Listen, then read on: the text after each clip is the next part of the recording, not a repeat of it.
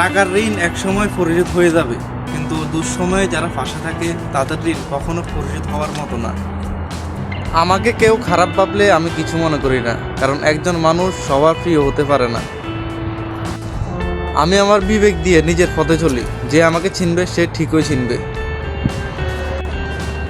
পরিস্থিতির সাথে লড়াই করা যায়, কিন্তু ভাগ্যের সাথে নয়। ভাগ্য এক আজব জিনিস, কাউকে সব দেয় আবার কারো থেকে সব কেড়ে নেয়। কষ্টগুলো ভুলে যাওয়া যায়, কিন্তু যারা ইচ্ছাকৃতভাবে কষ্ট দেয় তাদেরকে কখনো ভুলা যায় না।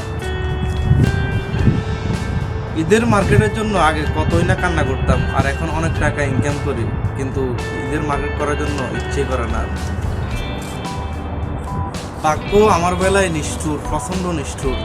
আমি যেটাই ধরতে যাই সেটাই আমার বেলায় হয়ে যায় নিদারুণ। আফসোস।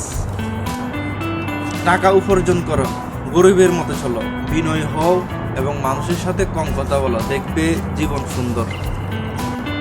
আপনি যতই দয়ালু এবং উদার হন না কেন, আপনি কখনোই একজন অকৃতজ্ঞ ব্যক্তিকে সন্তুষ্ট করতে পারবেন না। স্বার্থ ছাড়া এই পৃথিবীতে কেউ কাউকে ভালোবাসে না, কিন্তু একজন আছে বিনা স্বার্থে নিঃস্বার্থে আপনাকে ভালোবাসে, সেটা হচ্ছে আপনার নিজের মা। Don't trust a sweet world, just trust your self.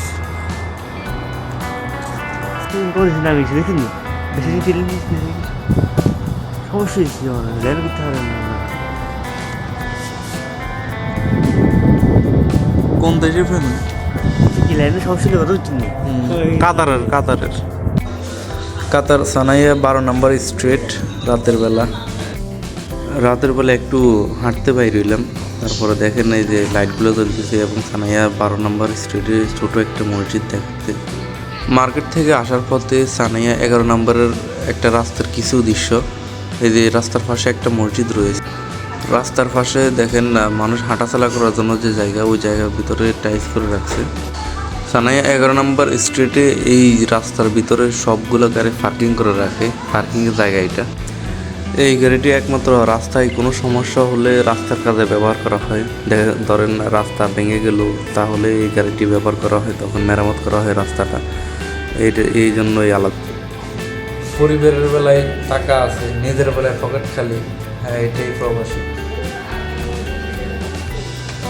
যে বোঝার সে এমনিতেই বুঝবে, জোর করে কাউকে বোঝানো যায় না।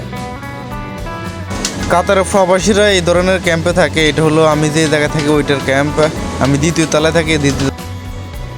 যে ব্যক্তি কঠিন সময়েও হাসে তাকে বোকা নয়, তাকে শান্ত মস্তিষ্কের খেলোয়াড় বলে।